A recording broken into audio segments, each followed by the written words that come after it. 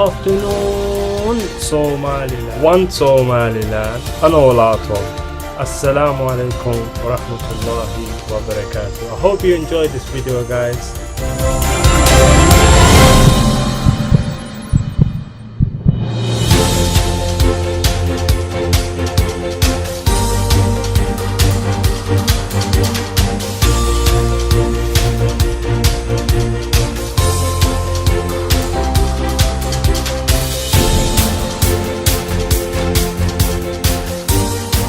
I thank the government of Somaliland for having given me this opportunity to come to you here today so that I may speak with you on this very important occasion.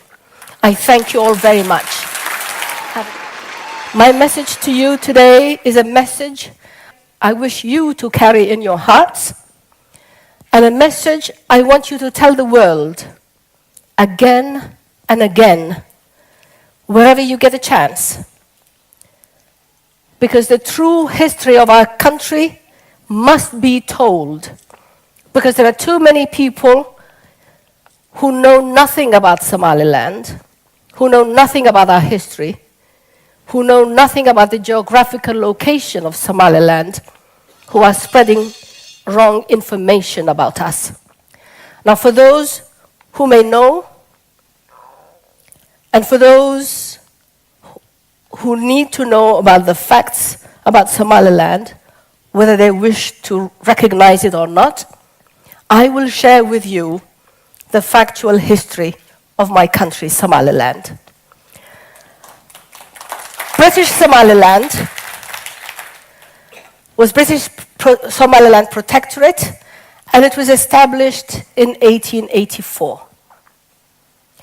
Our borders were marked following treaties between France, Britain, Italy, and Ethiopia in order to define the French territory of La Côte Française des Somali, British Somaliland Protectorate, and La Somalia Italiana. But here's the question. The question that we ask you, the question that we ask the world. What makes the other borders, the other African borders, the colonial borders, legal and permanent, but makes the borders of Somaliland illegal? It's a question I am asking the world. Somaliland has the same borders today that it had when it was established in 1884. It had the same borders as our independence from Britain in 1960. And it had the same borders when we separated from Somalia in 1991. Now, since our independence, which is 55 years old,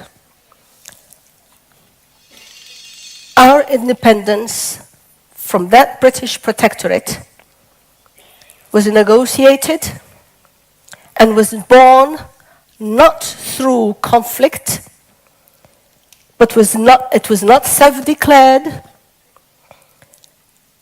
It was a negotiated sovereignty that followed a royal proclamation from Her Majesty Queen Elizabeth II, which makes our independence from Britain total, legal, and binding. In 1960, Somaliland was the 12th independent African nation.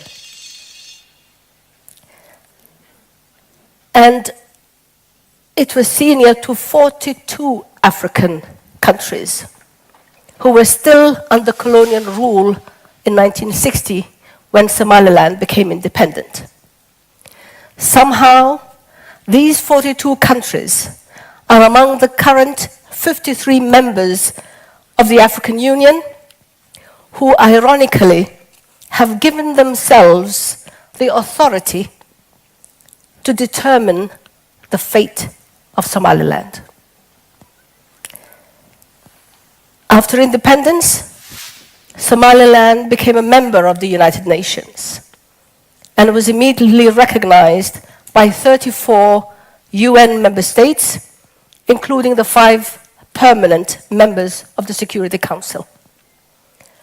64 years later, since we have neither resigned from our membership in the United Nations, nor given it away to anybody, we still claim ownership of our independence and that of our membership in the United Nations.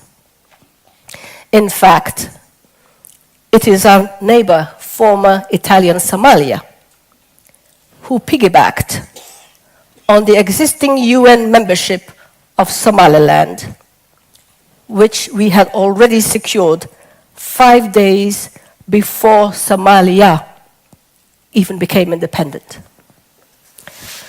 The fact that Somaliland was the senior mother country to which Somalia united is also overlooked by the international community. The international community grants our former junior partner a de facto position of ownership over Somaliland. The truth is, Somalia does not legally own that position, nor can Somaliland be considered a breakaway region, because Somalia, who allowed to join us, neither owned or bought any part of Somaliland, nor has annexed Somaliland through a military conquest. It is also worth mentioning here that the Act of Union, which would have formalized the unification of the 2 sovereign Somali states, was never ratified by the parliaments of the 2 countries. This proves that the 31-year failed union between Somaliland and Somalia from 1960 to 1991 was only an informal and turbulent partnership that ended after a brutal 11-year civil war. Our temporary union was therefore a union that was never legally binding on either side. We all remember the union between Senegal and Gambia, which lasted only 6 months.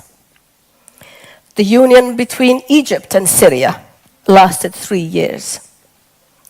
Just as we did, these countries went into a voluntary union in good faith as sovereign countries. But when their union failed to satisfy the aspirations of their people, they separated without any punishment or banishment from the international community. On the contrary, Somaliland is being punished, and Somaliland is being banished for doing exactly the same as these countries did. Somaliland at least gave our union a much longer trial and only separated from it after the military regime of Somalia and Somalia's dictator, Siad Barre, carried out war crimes and acts of genocide against our people. We withdrew from the union when government airplanes indiscriminately bombed and flattened 90% of our cities and destroyed our schools, destroyed our hospitals, destroyed our mosques, destroyed our markets. We withdrew from it when tanks and heavy artillery pounded civilian dwellings without pity. During those 11 years of genocide and mass killings of civilians, the world did absolutely nothing to stop the carnage of our people. Where was democracy? Where was the justice? Where was democracy then, when thousands of women and children were massacred? Where was democracy when over 500,000 of our people became internally displaced? Where was democracy and where was justice when an additional 1 million sought shelter in camps in Ethiopia, in Djibouti, and many came to Sweden and other countries where they could find refuge? To this day, we discover mass graves containing the remains of small children. So far, 100 mass graves have been registered by the United Nations forensic experts. Sadly, the international community chooses to reward the perpetrators of these crimes with billions of your taxpayers' money, when we who have been the victims are being denied a hearing and therefore being denied our day in court. This is the closest we have gotten to a hearing in 24 years. Ladies and gentlemen, the liberation of Somaliland in 1991 was brought about successfully,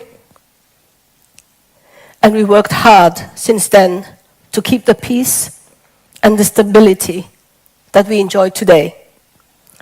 We achieved it through the sheer determination of our men and women and that of our traditional leaders. Unlike the 16 or 17 or 18 Somalia peace conferences that were held in different countries and which were all heavily funded by the international community, peace in Somaliland is totally homegrown and was funded entirely with our own resources. That is why peace holds in Somaliland. To this day, it holds because we wish it to hold. After the liberation, we held several peace conferences.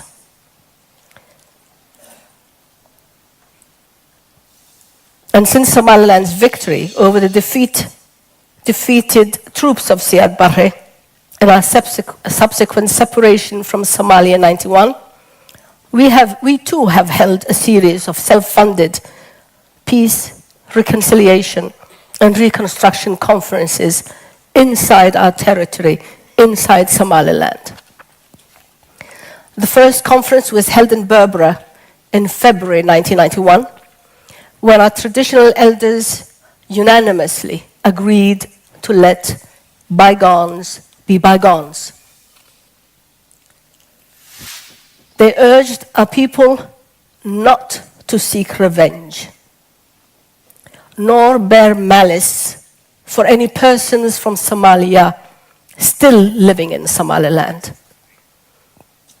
Consequently, 10,000 Somalia troops that became stranded in Somaliland after the war were fed, sheltered for 3 months, not for 1 day or 2,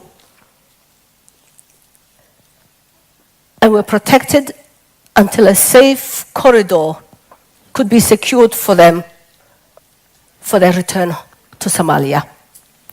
And when a Somali, a refugee in a poor country, war-torn, offers you hospitality, offers 10,000 troops hospitality for 3 months, and shares food and precious water with them, that is the humane and neighborly behavior, and I am proud that my people did that. Neither the UN nor international peacekeeping forces were needed to escort the returning prisoners of war back to their country, Somalia. The protection of the prisoners while they were in our country was assured entirely by the troops of Somaliland and not by foreign troops. That general amnesty holds to this day in Somaliland. And we are proud to report that a large number of laborers and merchants from Somalia work and live in Somaliland with their families and with their children without any restrictions or fear for their lives. That is what Somaliland's democracy is all about, ladies and gentlemen. Several other peace conferences have been held in Somaliland, and the most notable one being the one in Bur'o in 1991, when the separation from Somalia was formalized and unanimously approved, and approved by all the clans of Somaliland.